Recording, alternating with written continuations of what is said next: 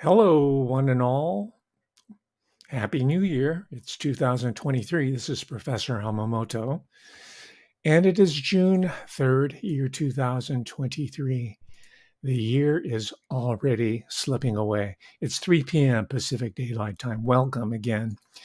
Today's talk is going to be quite extensive, and hopefully I can dig in a little bit more deeply than I'm want to do because I'm going to try to stay on track today. And I know there's a lot of distraction about the recent deaths of Stephen Boss, known as tWitch, the DJ and dance personality, and Heche. And like a lot of people who do this professionally as well as on an amateur level, I've been digging deeply into this particular topic, this subject in specific, and it is very much consistent with what I've been doing for the past 2 years. I've talked, for example, about the secret societies of the elite black bourgeoisie, the talented 10th, as W.E.B. Du Bois called them, Du Bois. Some people call him Dubois, but typically Du Bois, who, by the way, he had a graduate year, I believe, or two at the Universitat Heidelberg. So he might have had some Illuminati initiation back there. Du Bois, by the way, was the first African-American PhD to come out of Harvard in sociology. But anyway, the point is that I'm going to be tying in this larger, heretofore really unexplored, except within the Black community. It seems to be, if you'll pardon the term, ghettoized, restricted to Black intellectuals, starting with Steve Coakley, who's passed away not too long ago. Black intellectuals themselves within the university, even the more prominent ones, do not really talk about this area because it's really sensitive to the larger power establishment to which they owe their academic and professional standing. So, and I'm going to be talking about how Stephen Boss killing, or it's being presented as a suicide. Let's just say his death. Let's suspend any sort of judgment for now. Just say the mysterious, hotly contested death of Stephen Boss. And I don't do this just for the sake of following the crowd here or to capitalize on the sensationalism. But I think there's what's going on in the popular culture on an exoteric, on a manifest level, also tells us what's happening in contemporary American society, culture, history, and the economy on an esoteric level. And in order to get my head straight for today's talk, fortunately, shortly before Christmas of 2022, I received a used copy, a 3 CD set of the great Sam Cooke, back when he was with the gospel group known as the Soul Stirrers. Before he became a pop star, he came out of the Black gospel tradition. And I was just reading the notes here it's a box set. Great, really good notes here if you want to take a look at it. And thank you, Patreon people, for allowing me to acquire this type of material, which I'm returning to you with an extra special added value, hopefully. But anyway, in the box here, it says 14 years elapsed between his studio debut. This is back in 1951, all right? This is even before I was born. But these tracks hold up. And of course, most of you know about the Sam Cooke pop tunes, which are also excellent. And then 14 years later, December 11, 1964, they used the phrase of the mysterious death of Sam Cooke, right? And I remember the 64, by then I was around and I was still a kid, but I remember my parent, because this happened near my house in Los Angeles, near where we lived. But Sam Cooke turned up dead outside a motel, right? Twitch, or I'm not even going to call him Twitch. I'm going to call him Mr. Boss because just using that word Twitch is to me really bad mojo. tWitch, and he used to be called Twitch until he became tWitch. I'll let you speculate on the reasons for that little transformation there. Not little, it's not insignificant. So I just said, oh my gosh, I'm going to go on air in about 20 minutes, and I'm reading this, and I said, there's a straight line that connects the death of Sam Cooke outside a motel and Stephen Boss inside a hotel, supposedly. And by the way, if you want to study this yourself, I didn't have time to do it. Check out the rack rate, or the standard rate for a day's stay at this hotel. I think it's called the Oasis, the Flamingo, something like that. You can find it out. I saw it on some screens. It's not one of them upscale motels or even hotels. It's kind of squalid, right? It's probably like a $150. This is LA, okay? So it costs a little bit more than what you might find in other parts of the country. It might have been up to $200, but it didn't look like a really nice place to have your final moments on Earth. But check that out. So that's one of the anomalies there. Sam Cooke, I won't go into the cover story there, but supposedly he was shot to death by a woman that managed the motel. And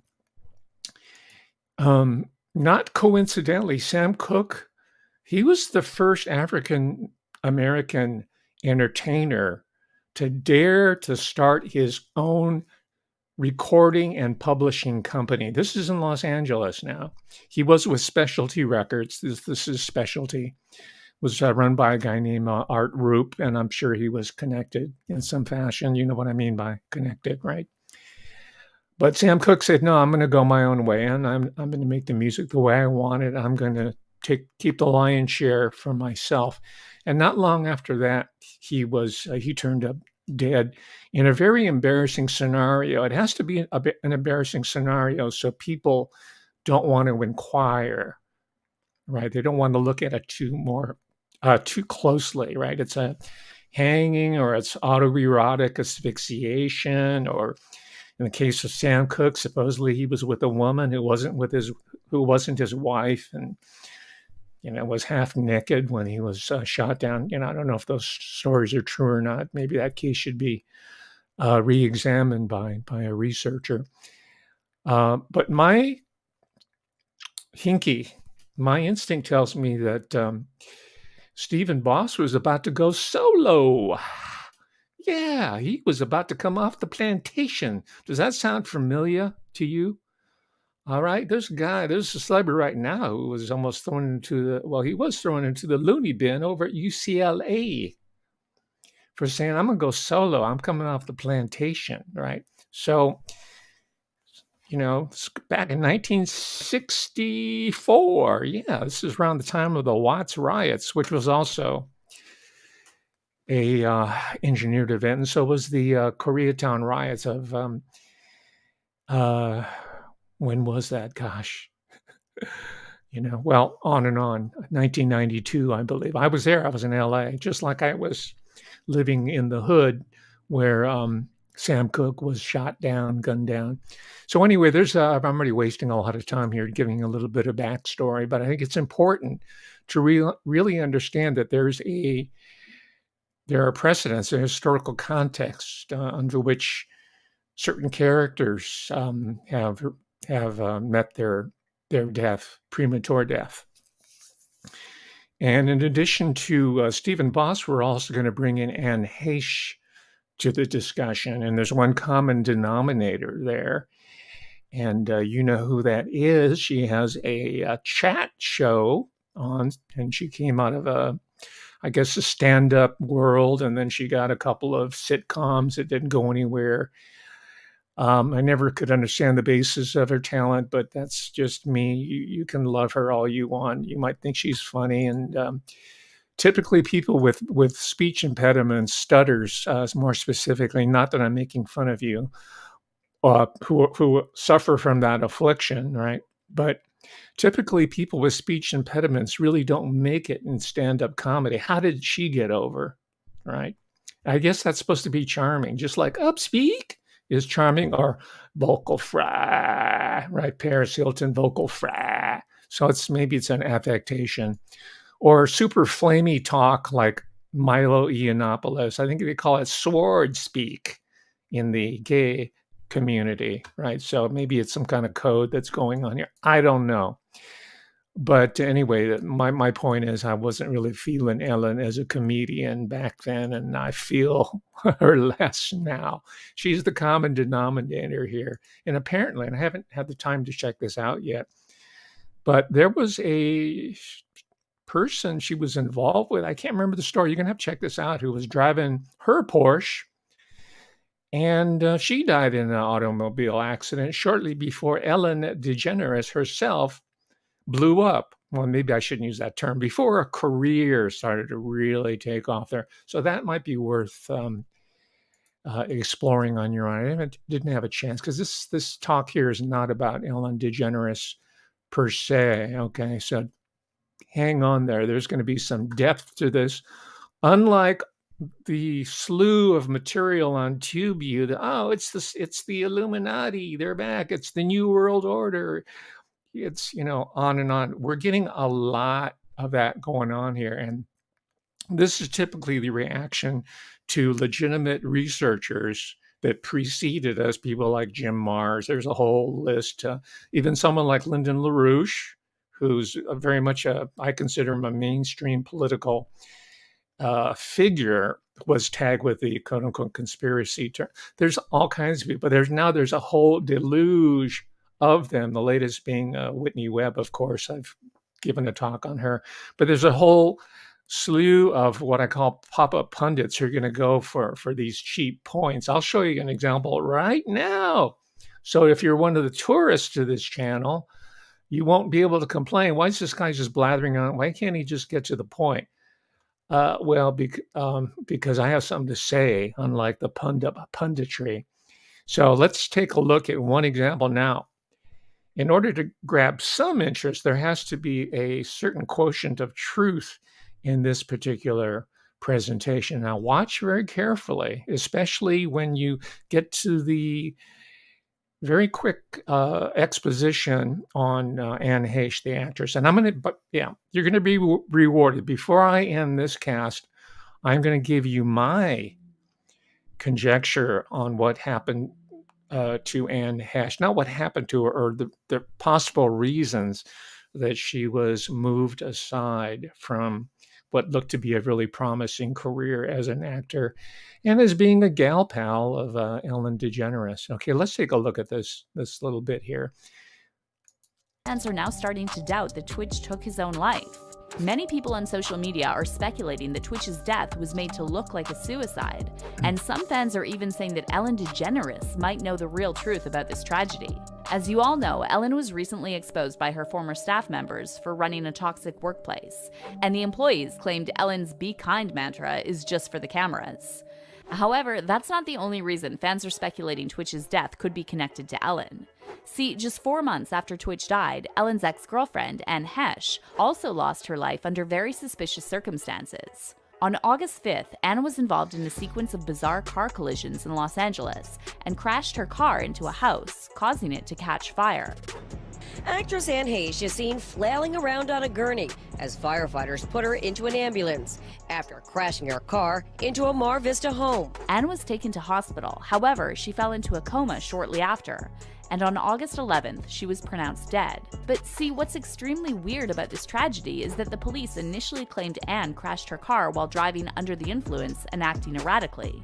However, on December 6th, the LA County Medical Examiner coroner released the results of Anne's final autopsy, stating that she was not impaired by illicit substances at the time of the incident and that no active drugs were found in her system. Of course, it didn't take long before the internet started speculating that Anne was taken out, and now that Twitch's unexpected death was ruled a suicide, these same speculations have resurfaced again. Okay, there you go. I'm not really knowledgeable about emergency medical technician protocol, but I thought that when they put people on a gurney, they strap them down, they secure them somehow. But I've seen the video that I assume it was Anne Heche. Somebody that was identified as Anne Heche looked like she was trying to get off the gurney and didn't want to be taken away in the ambulance. So there's going to be more speculation about that. So that's more probably indicative of what we just saw here of something that's more highly produced. Of course, I watch Harvey Levin and TMZ and all the usual suspects. And of course, what we see, and I say of course because we're going to get pounded away at this particular quote unquote lesson that we're supposed to come away with, is that it's a mental health issue. It's a mental health. If you're getting, probably like me, you're always getting these notices if you have certain depressive signs. I don't know how it's worded. Please talk to someone now. There are all these disclaimers that are going out all the time about suicide. Maybe that means you're a marked man. I don't know, right? But the mental health industry is making its move now, right? As I have observed in previous talks, we're moving from biohealth, right? That was the operation we saw over the past 2.5 years, right? And we're still kind of reeling from it. And there's still some casualties who are being manifested from that. I won't go into more specifics about that. You're watching the news just like I am. And now out of that, because they always pivot to something new. It's not new, they had it planned. The punch one would be biohealth establishment, in which, by the way, I'm going to get into the Anne Heche part about biohealth in a moment. And they're pivoting to the mental health real big time, right? Because of all the stress, all the strain, which of course wasn't our doing, right? It's the usual suspects who are behind the mental health crisis that supposedly is going to befall us. And this is not medical advice, but I'd say listen to a lot of gospel music and read the Tanakh, right? Book 3, Leviticus, because Leviticus talks about, this is the book that's written for the rabbinic class in Judaism, and they talk about scapegoats, right? And so there's a scapegoat ritualistic function. Scapegoat function is part of this here, right? Like I told you, this talk is going to go much more deeply in explanatory force than any of these tube type expositions or whatever people are twittering about in the Twitterverse, right? I'm going to try to provide a theoretical basis for what's going on here, not just for fun and games, but as a warning for us to be vigilant about the psyop that's being run here. That's part of the larger playbook. As I already mentioned, there's a historical precedent for Stephen Boss, and that's one Sam Cooke, who was blown away in 1964, just before he was about to go solo. All right. So we're going into mental health, right? We're moving from biosurveillance to psycho-surveillance. And it's already been plotted out. One of the main people that we're going to be talking about here, very briefly, I don't want to bore you about him. He's really kind of a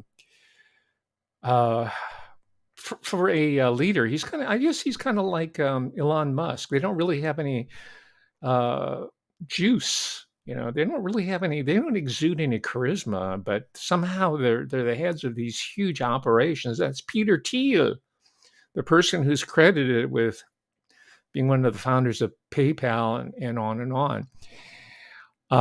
And he's one of the kings of psycho-surveillance with all his quote unquote new media that comes out of Stanford. He's fronting for somebody. I don't know who, just like Elon Musk and Jeff Bezos and all these other people. You know how that operates, right?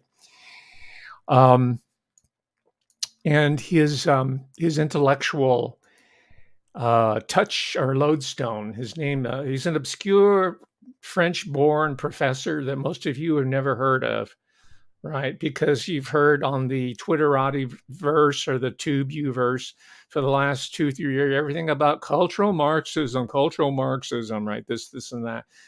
And that was thrown out there by some half-educated people there because it sounds intelligent. But the person who's really responsible for what's been going on for the past several years and going into 2023, unless we cut him off at the pass, which I intend to do in today's talk, or at least get the ball rolling, all right, or the boulder rolling.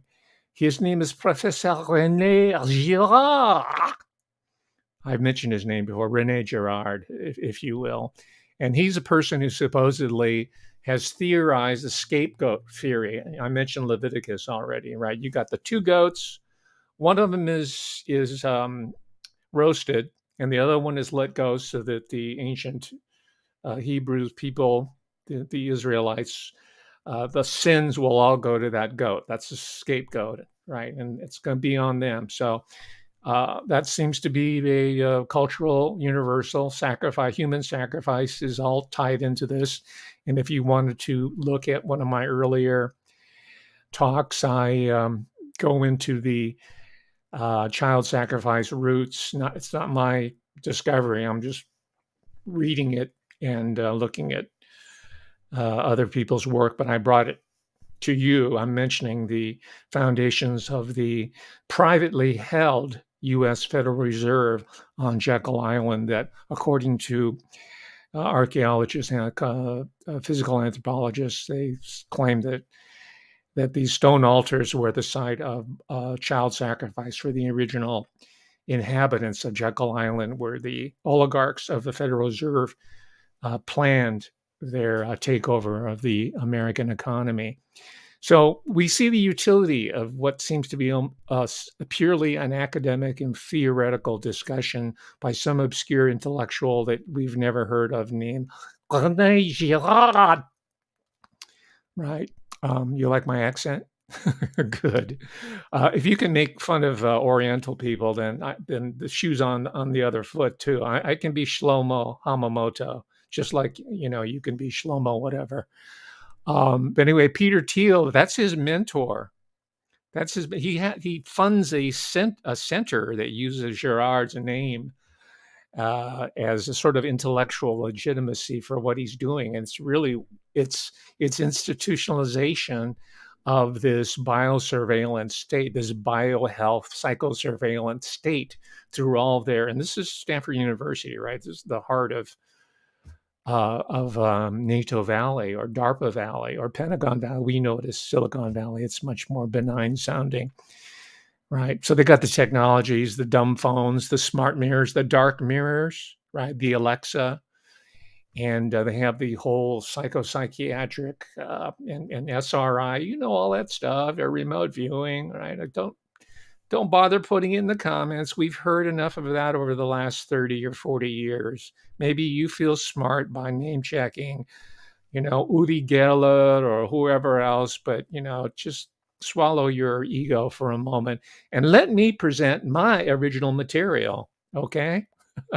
And thank you very much for not name checking Jack Parsons when I went in on the Pasadena Road. Only one of you did. Only one of you, and I have a huge, long preface saying I don't want to read any comments about Aleister Crowley, Jack Parsons, or L. Ron Hubbard, or anybody associated with Pasadena. I'm breaking new ground here, and I don't want to be held back by these pop-up pundits who are just learning this material and think they have anything to offer me. All right? That's just an admonition for you tourists to listen closely to what I have to say, because your survival, my survival, human survival is dependent on it. All right, this is where we're heading. I'm looking at these celebrity suicides, right? This is used as part of the fear and loathing strategy that's going to herd us frightened civilians into the university corporate mental health complex, which I've warned against time and time again. I saw it unfolding around me, and it's not something that happened on my watch. It's been in the process of rationalization and coming to the fore since World War II, with the first mass induction of a large, disparate population that was bounded, and they could experiment on them. All the the neuroscientists of the day, they weren't called neuroscientists, they were called psychiatrists. The behavioral scientists had a field day during World War II, and this is when the IQ testing came in, right? So we're talking about a war footing here, right? Because it is a war against the human mind, right? So the point is, it's been going along for decades now, and we're seeing right now one of the more recent manifestations of it, but it's involving the ritual sacrifice of so-called celebrities, right? First, they had to build, they meaning the engineers, right? Not the double E people, the MEs, the mind engineers. They had to build the infrastructure for intense celebrity worship. I mean, we know that's not new, but the technology has become a much more refined in delivering 24-hour a day celebrity worship, right? You know about Sigmund Freud and Bernays, all right? So don't bother name checking him. All of us here who watch this channel regularly and subscribe to it have read our Bernays. By the way, subscribe, please, if you will, and patronize me, not philosophically by putting bonehead comments in there, but subscribe to my Patreon, because you're going to get some deep material here that I can't present either due to time or censorship here on TubeU. All right, you're gonna find it well worth your while to follow me on the Patreon site. I'm trying to figure out a way from a technical point how to get 2 or 3 Patreon people onto this cast so we can have a little chat, a live chat in front of you to talk about certain issues, right? I was going to do a sort of a celebrity, what is it called? Square with Paul Lynde in the middle. And we're going to talk about a John Hughes comedy, but I noticed there's very little dialogue, and because I look at the script and I watch the movie, there's no dialogue, and I realized that most John Hughes, he's dead, by the way. He came out of the advertising world, like Bernays, out of Chi-Town, Chicago, just like Sam Cooke, right? He's a Chicago, right, vital center of American culture, popular culture, and otherwise, right? So, yeah, it's not about comedy, John Hughes. It's about putting these teeny boppers on display for perverted men, mostly men. Pardon me for my sexism, but it's mostly men who are involved in these high level perversities, and that's why when there are women involved, it's such a sensation, right? And one of the women who were involved might be someone I've already mentioned in the course of this talk, and I'm not going to bring her name up again, right? That's for you to find out for future research. It's called. So we're having this mental health complex that started during World War II and before, and we're moving into this new body parts economy, if you want to put it in layman's terms. But the hand-picked academic thinkers are calling it the bioeconomy. And I'm going to get to that because, as I mentioned before, YBMs, young Black males, are the group, the demographic that are being targeted for the tissue economy. And this is from listening to organic intellectuals like Dick Gregory, who, by the way, was a comedian by profession. And before he decided, he was the first Black comedian, before Bill Cosby, he was the first African-American comedian to make it big time on network and local television. He broke the color line. After that, you got Flip Wilson and Red Fox. They were on the Chitlin circuit. They weren't performing for white groups. It was Dick Gregory. I'm just saying that because he has the credentials, because when you see this video here, this is just some crazy ass, old Black man talking about the white conspiracy against the Black man. No, not at all. Not at all. He was well respected, making tons of money, getting bookings that he could not even fill because he was so much in demand. This is Dick Gregory. Okay, do your history. By the way, before I leave the arcane topic of the tissue or the blood economy, here's one of the books that are that I'm reading, this is published way back in 2007. It's called Tissue Economies, right? Supposedly all the world's resources are tapped out, which is not true. Supposedly we have to find alternatives, right? We have to go beyond petroleum. Sound familiar? Supposedly we anthropogenes, right? The anthropogenic consumers of scarce resources are ruining the earth. How dare you ruin the earth? Right. So, in order to make up the shortfall for the ruling class, the bloodlines, we have to go into the tissue economy. We're there right now with the African American population once more being the test population, the test group, the control group for an ever larger ambitious agenda that is going to be executed in the name of the Great Reset. Our bodies are going to be sacrificed ritually. And it's not going to be these head shrinkers, with bones in their nose and feather headdresses and going ooga booga, right? They're going to be wearing medical smocks on the one end, and the other end, they're going to be wearing uniforms with 5 stars on the shoulders, with the scrambled egg hats, right? Those are the medicine men that are going to be administrating what we're already into in 2023, the new tissue economy. By the way, here's one of the ironies here. It's published by Duke University Press, and the history of Duke University. It comes from tobacco money, right? One of the great early drugs, right? Tobacco, opium. This is the foundation for a lot of the old wealth, quote unquote, old wealth in the American colonies and what became the United States. That's Duke University. So they know where the economies are going. They're leading the way. So this is published by Duke University Press. And as I was about to go on air just about 5 minutes before I was leafing through this book, and I see that in small print, this book is under the sponsorship of the John Hope Franklin Center. It says a John Hope Franklin Center book. It's under their imprint. Now, if you know who John Hope Franklin is, and you might not, I'm not blaming you.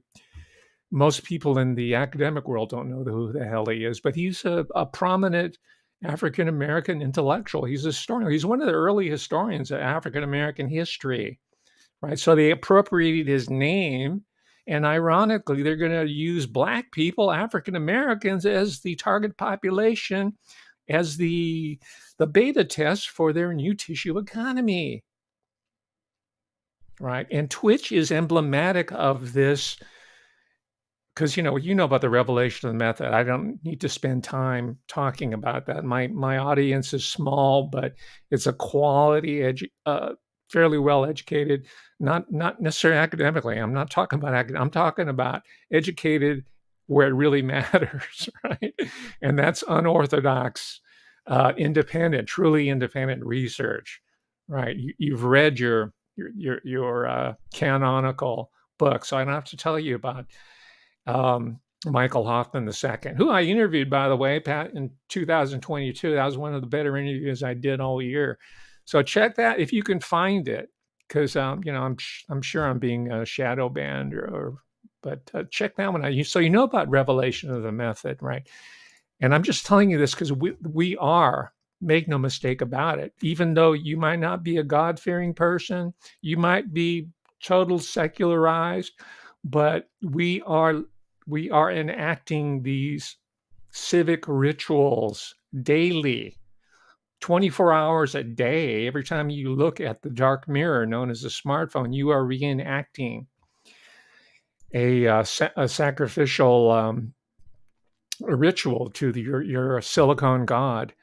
And right, if you saw the previous talk I gave on the Rosicrucian Parade, the Pasadena Human Betterment Society Rose Parade, where you have all these fecund, fertile queens, out of which there's going to be a queen bee that's going to be selected, and the rest of them have to service them, right?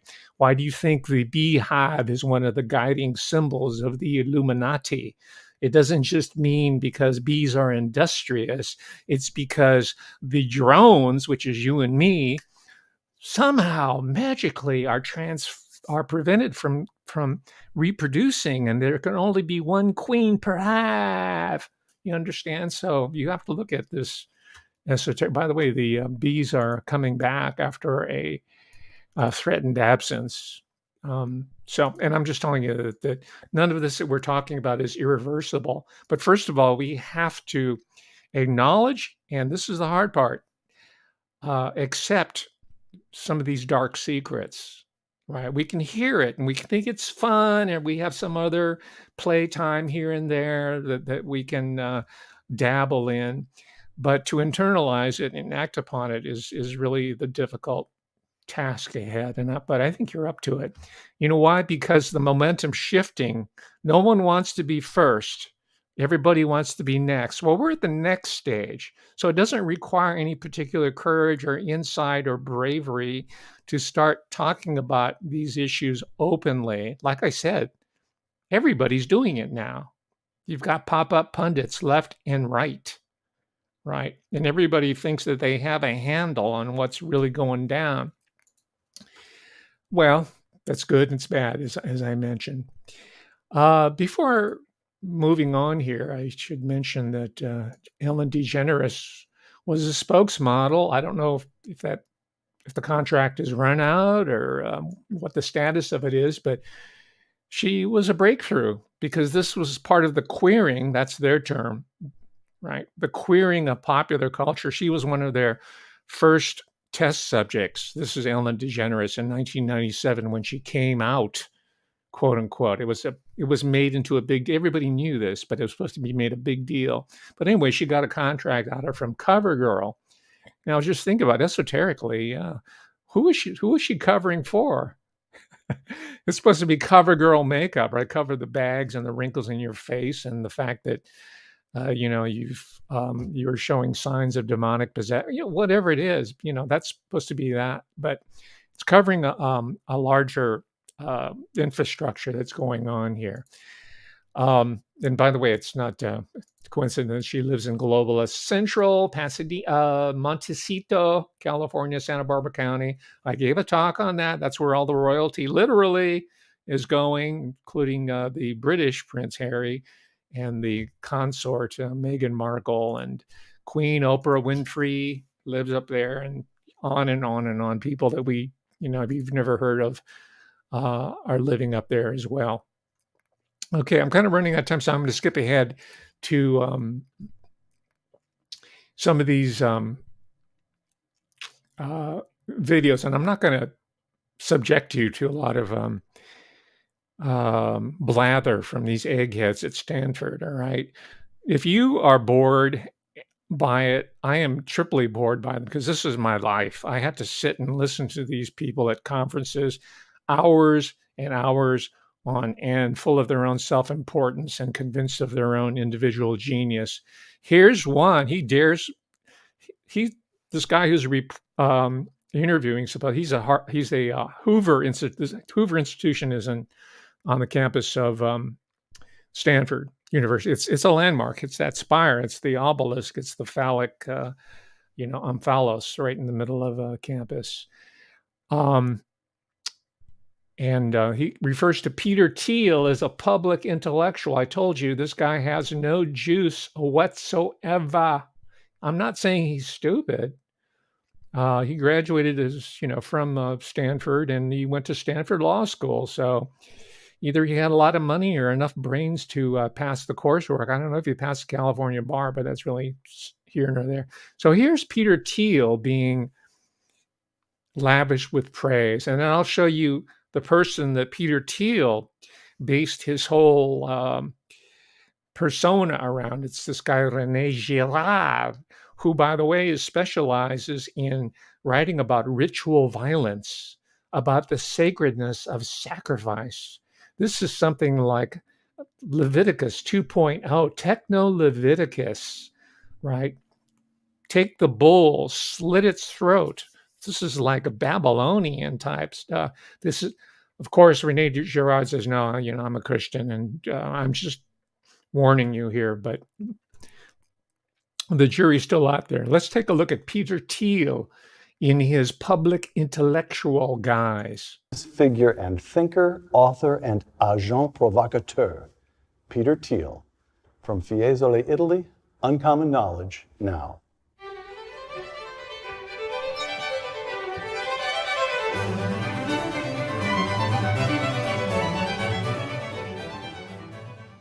Welcome to Uncommon Knowledge. I'm Peter Robinson.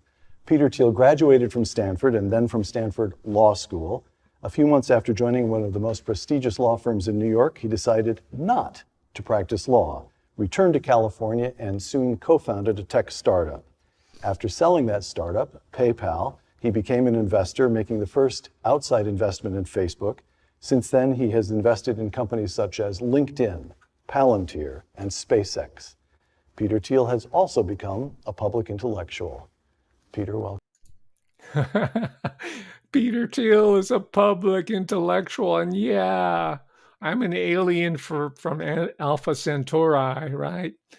But you saw that he has all the those companies. Supposedly, he's the the founder, but he's the front man for all these different Pentagon, NATO operations, right? And so he's one of those geniuses from Stanford University. Okay, so he doesn't have any intellectual substance, even though he graduated from Stanford. But here is a guy that does, and again, he's being interviewed by the Hoover Institution spokesperson, Peter, what's his name? Peter Dick. I don't know what his name is. And here's René Girard. I won't say anything more except burlesquing his name. You judge for yourself whether, just on the face of it, literally on the face of it, just on the face, do you think he's for real? And secondly, there's a corollary. Do you think he's evil? Just tell me, just by his mien, M-I-E-N, his facial aspect here. Welcome to Uncommon Knowledge. I'm Peter Robinson. Be sure to follow us on Twitter at twitter.com/UNC Knowledge, twitter.com/UNC Knowledge. Born in Avignon on Christmas Day 1923, René Girard is the author of works that have been published in more than 24 languages, including The Scapegoat and Things Hidden Since the Foundation of the World. His latest book, Achevé Clausewitz, will be published in the United States in 2010 as Battling to the End: Politics, War, and Apocalypse. In 2005, Professor Girard received the highest honor in France, induction as one of the 40 members of the Académie Française. One source of René Girard's thinking, a close reading of The Golden Bough, Sir James Fraser's classic study of ancient myths. Published in 1890, The Golden Bough explained that myths throughout the ancient world contained a central element, the periodic sacrifice of a sacred king, dying and then resurrected. Christianity, The Golden Bough suggested, represented nothing but one more such myth, a point to which we will return. René Girard, bienvenue. Thank you. I'm very happy to be here. Okay, you can watch Professor René Girard, a member of the Académie Française, on your own time. Make no mistake about it, this guy is like an intellectual super heavyweight, all right? And he deserves recognition and respect on that level. But that doesn't mean that I'm going to accept his he comes from Avignon, right? I'm sure it's in his blood, his mother's milk, the whole Gnostic Languedoc, that whole history there. If you don't, that's go to someone else's YouTube channel and school yourself on that. And they brought it to the U.S. and they implanted it at Stanford University in order to bring this bio-Gnosticism into American society, into the professions of law, of medicine, of intellectual life. How do you like that? Bio-Gnosticism. I just coined a term. This is why I like to improvise, ladies and gentlemen. Bio-Gnosticism. That's Gnostic. Okay, you got it, right? So that's Girard. I'm sorry, I have to flaunt my own cleverness. It's one of my New Year's resolutions to be more humble and more gentle in the new year 2023. Yeah. So we're going to see about how the young black males are being parted out in the new tissue economy before I go into the pièce de résistance, the grand finale, talking about how Anne Heche was ritually sacrificed for the good, the greater good of the tribe, right? Because that's what the scapegoat did. In order for certain people to exist, certain others have to be targeted, identified, built up, by the way. You notice he's getting rid of the kings, right? And this is a message for you people who think you've gotten over. You might belong to the upper level Kappa Alpha Kappa. You might be a soror out of Howard University, where the elite, the talented tenth of the Negro population are born members of the secret society. You might think you got over, but notice what Professor Gillard says, courtesy of the Golden Bough, right? Sir Fraser, you probably read that when you were in college, right? That's a classic, the Golden Bough. But notice they build you up. You got to be the king, and then the king gets destroyed. By the way, this is not unique to Christianity, according to Gillard. After all, he's a Gnostic, right? He doesn't believe in the divinity of Jesus Christ. He thinks, well, I'm not going to say what he thinks, but look up what the Gnostic Gospels have to say and whatnot. There are other channels you can look at. But they found kings being buried, found them in bogs and in Viking land up in, amongst the Norsemen or in Scotland. And big men in what is now China have been found buried by their own people, alive probably. These were emperors or kings. Right, and that gives you an idea why the kings and the people who rule today's world are so vigilant and so intent on staying on top, because boom, the population could put them on a spit and they'll be roast emperor, right? They'll be turning that spit. They have a knight there, and they have a pike. They'll pull you down off your high horse, and they'll roast you right in the tin can you're sitting at. And they'll eat you because they're hungry. They're you've been starving their people, stealing their wheat crop, taxing their rice crop, taking the food right out of their money and stealing their babies for sacrifice and their daughters. All right, so you think this is just hype about the parting out the young black males, the tissue economy. I'm going to get to Anne Heche, don't worry. Check this out. The model. That's Ryan Singleton, a young aspiring model. His story begins right here in Atlanta, where he was raised by his mom. Somewhere between the 3rd and 4th grade, he figured out that his initials of his name, RTS, backward was STR, which meant star. So he started then making himself into a star. In the fall of 2010, Ryan left Atlanta to pursue his dreams of modeling in New York. He landed 7 shows during Mercedes Week in New York, and that's huge. After success in New York, Ryan and his 2 friends, Antonio Faison and Jared Davis, set their sights on Hollywood. Their adventure was all caught on camera as they filmed their pursuit of fame for a docuseries called Are We Famous Yet? The inspiration for our docuseries was simple. It was Ryan. We wanted to document his journey in becoming a model. Once they hit LA, things happened quickly. We were basically in the inner circle. We were being invited to things that we kind of just saw on television, and we're like, okay, now we're here. Then Ryan left LA, returned to New York, and suddenly was married. This is a photo of the ceremony. Next to Ryan is Real Housewife of Atlanta star Cynthia Bailey. But that's not who he was marrying. I found out on social media, Ryan has gotten married to a man twice his age. I don't even know who this is. I don't have a clue as to what's going on. Ryan married Keith Brewster, but the marriage didn't last, and Ryan returned home to Georgia in the spring of 2013, where things got more mysterious. He says, tell me the truth. Okay, something bad is gonna happen to me, isn't it? Then more mystery. He flew to LA, met someone, then rented a car and drove himself to Las Vegas. Then before driving back, he called his mom. I said, boy, you okay out there? He said, yeah, I'm getting ready to come home. I said, okay, what do you need? He said, I need you to go in my room and get the $100 out of there. Ryan's mom wired the money to him, Then she received a phone call from Ryan's ex. I said, well, Ryan went to the West Coast and told me not to tell you. He said, oh my God, his life could be in danger. Brewster never told Ryan's mom what the danger was, but it was real. Ryan's car broke down in Death Valley on the ride back from Vegas. He flagged down the highway patrol, who dropped him off at this convenience store, and then Ryan vanished. 74 days later, his mom received another call, this one from investigators who found Ryan's body. She said, ma'am, Ryan didn't have any organs. He didn't have any eyes, he didn't have a heart, he didn't have any lungs, he didn't have any liver, and he didn't have any kidneys. I said, what? That sounds like somebody took my son's organs and sold them on the black market. The autopsy report answers very few questions. The cause and manner of death, both undetermined.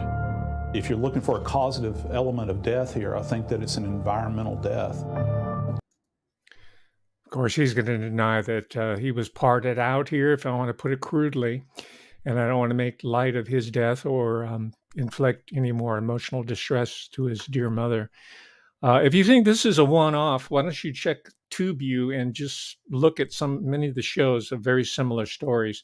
And before I move on, let me just show you very quickly a news story. It was, I think, a network affiliate up in Chicago talking about this guy who's been warehousing body parts. Is taking action for you. And first to 60, investigation of a business deal that deals in human body parts shifting from Detroit to Chicago as the feds launch a new raid. And once again, hundreds of families will be left wondering if the bodies of loved ones have been bought and sold on the black market. 7 Action News investigator Jim Kirchner is here tonight with a story you'll see only on 7. Jim. Stephen and Carolyn, this case started here, according to sources, when a man named Arthur Rathburn was shipping human body parts through Metro Airport. Get this. The box leaked blood. Those cargo haulers then called for help. Why were you stockpiling hundreds of human body parts here, sir? That's Art Rathburn. Sorry, that was Detroit. I guess there was a Detroit-Chicago connection there.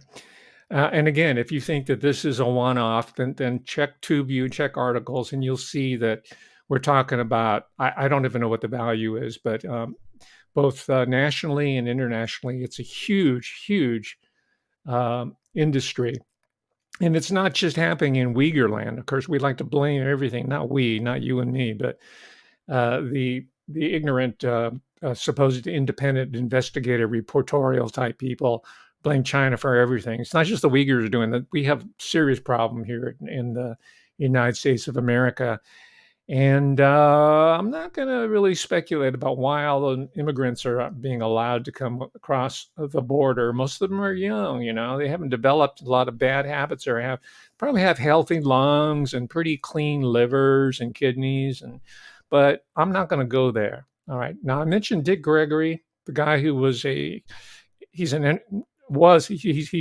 passed on. He's with Jesus now, but he was a landmark entertainer. He's the guy that really broke it open for other people. So this is him. And it's, I guess the last 50, he's also a civil rights figure. Check him out in the history. He's in the history books, all right? So don't be misled by his appearance. This is in his latter years. He was just kind of a grumpy old man. But he knew it was going down.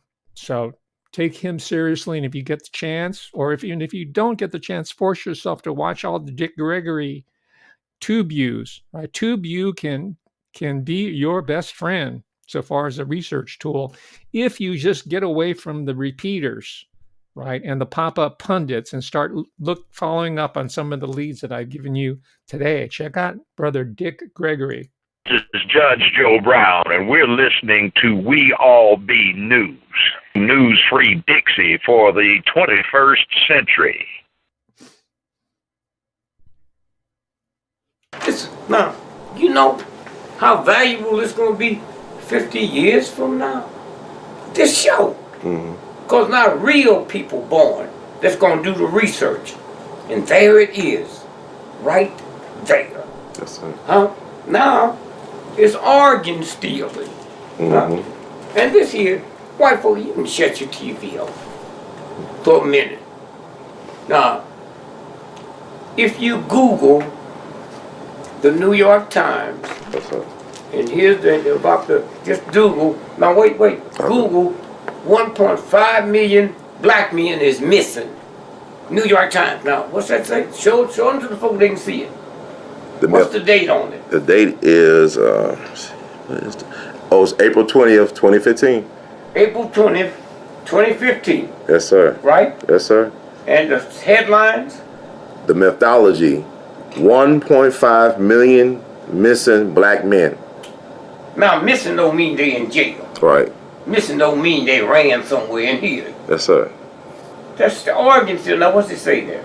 It says, our analysis of the number of missing African American men relies on the 2010 census, the government's most recent attempt to count all residents. The census also contains counts of people in prison and in other institutions, such as homeless shelters. Now wait a minute, wait a minute. If they in prison, they ain't missing. Right. Huh? Right. If you take me from one jail and put me in a Chicago, Cooke County jail, I'm not missing. Right. See, that's how they do what we call gobbledygook. Okay, you can watch the rest of that on your own. If you want to check back in the playlist and watch the piece I did on the work of Rabbi Jonathan Cahn, that would be very instructive. He's talking about the pervasiveness of human sacrifice. Now, he's specifically alluding to abortion, the abortion industry, but I think we'd have to also include the disappearance. And this is according to the New York Times, right? This is not the New York Daily News. It's New York Times. They're missing, right? And they're not in prison. All right. So we're talking about human sacrifice here.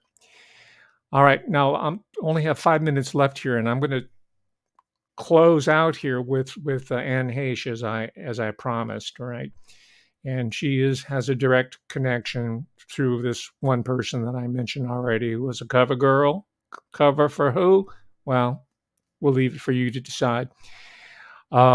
And she was featured in that sort of sensationalistic piece of coverage at the top of this show. Her name is Anne Heche. And thanks to the Patreon people, I was able to buy this book on the used market, because after she died, the prices went up. And there's a new edition, which I'm going to get. And I checked it out. This book was published in 2001. So it does not cover the span of time where she became woke, not in the foundation-funded, university-promulgated fake wokeness that we've seen for the last 2.5 years, but the real wokeness. She woke up to what she was into. And just from, I haven't read the whole book, but from what little I've read, she has all the career characteristics of someone who's being groomed for a certain place within this world of entrainment, right? And don't bother putting in the comments, they're all like that, blah, blah, blah, blah, you sure, blah, blah, blah. I'm tired of hearing that kind of stuff. Listen to what I'm saying instead of blabbing what you think you know, all right? For 2023, can we do that? Can you listen to what I have to say instead of name checking the obvious? All right? Because we know that already.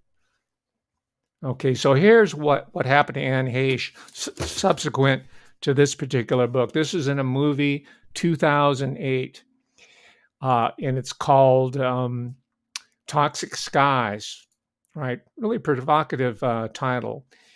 And here's the scene where she calls out a fellow physician, a doctor, for being involved in a conspiracy. And in 2008, when you're watching this film, like, oh, that's so crazy. Not that wouldn't happen. This is such a riveting piece of fiction. But we know, on the basis of the past 2.5 years, quite differently, right? And we already talked about revelation and that. You know how they do. This has already been pre-programmed, pre-scripted, and then it's enacted, and we're always surprised by it. But we ain't going to be surprised no more, because we have all this information that I've been giving you for the past 2 years. thank you, my patron supporters. You are going to be remembered as the donors of this new shift in true research, not pup-up punditry, true research that's extended from my own professional training and background. That's worth something. All right, it's worth something. I'm not negating it. I make fun of it, yeah, but I'm building on it. So here is the scene where I'm not saying it's Peter Daszak, but he bears an eerie similarity to that foreigner, Peter Daszak. He's not even American. He's British, right? I'm surprised they didn't put a Chinaman there because it's always a Chinaman's fault. And the Chinamen here in the U.S., your Chinese Americans are stupid enough to take the fall for all these people. Just like that woman, what's her name, Dr. Nguyen, who said, yeah, everybody got it. Now she's backing off from that because they realized she was set up. But anyway, check this out here. Anne Heche calls this mother out. And look how arrogant he is. And you know what? In 2023, all these MFs is going to be rolled up. Have a seat. Can I get you anything?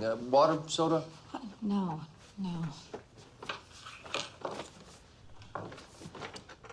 So, I hope you have good news. I think you know that I don't. You were very urgent on the phone. What can I do to help? I did some tests comparing the ingredients of Keller's E901 with the jet fuel from 5 major airlines. I'm not following. I have proof that you're contaminating this country's jet fuel, causing people's immune systems to break down and making this outbreak virtually unstoppable. You do? Yes, I do. Well, that's quite an accusation, Doctor. I really hope you have a good team of lawyers.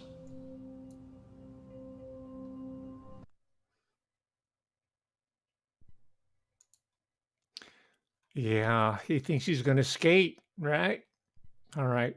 So anyway, there's a scene there where he's taken in by some military people who claim him, who return them. But at the very end scene, by the way, this is a Five Eyes production. If you look to the end, it's a Canadian film. This is part of the revelation of the method, right?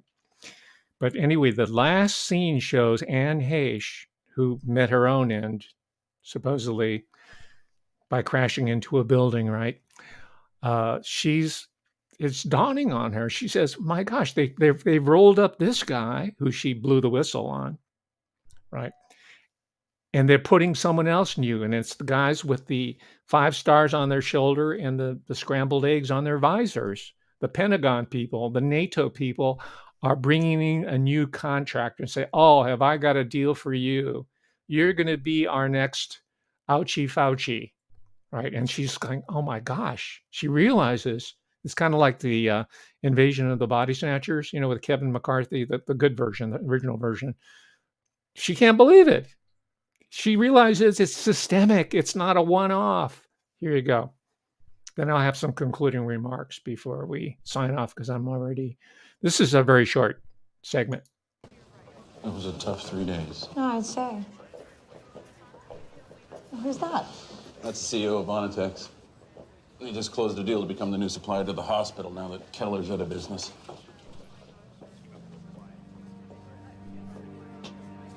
Heard you closed the deal. Congrats.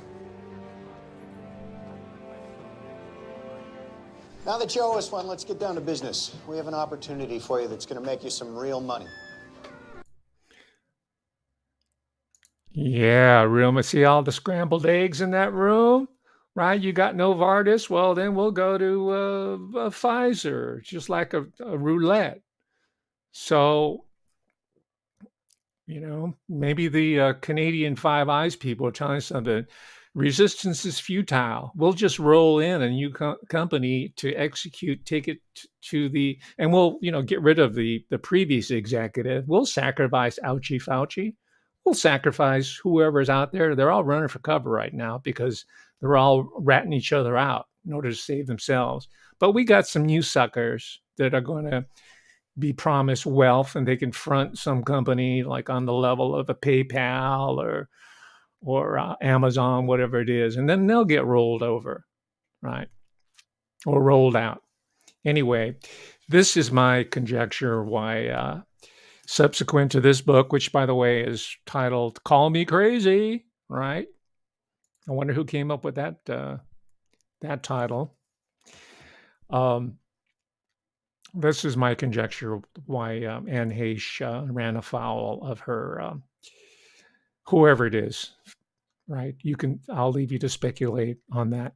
Well, ladies and gentlemen, I covered a lot of ground today, and perhaps in a future talk, I'll be able to reference this, just as I've been talking about the African-American elite secret societies, as well as the medical complex, the Pentagon, the ritual of the Rosicrucian Tournament of Roses, and on and on. It all comes together with this particular topical look at the death of Michael Boss and the actress Anne Heche. All right, ladies and gentlemen, thank you very much. Leave any comments you have down there. You're welcome. And on my Patreon site, leave comments. I will respond more at length to people here on Patreon. I don't give as much attention to the tourists, especially if you're a dickhead. I usually give you a thumbs down and say something insulting. And I leave the love for the people on Patreon. All right. Thank you very much. I'm already breaking my resolution. I'm already being a dick in the first broadcast of 2023, but that's okay. Dickhood is what I'm all about. All right. Thank you. Bye.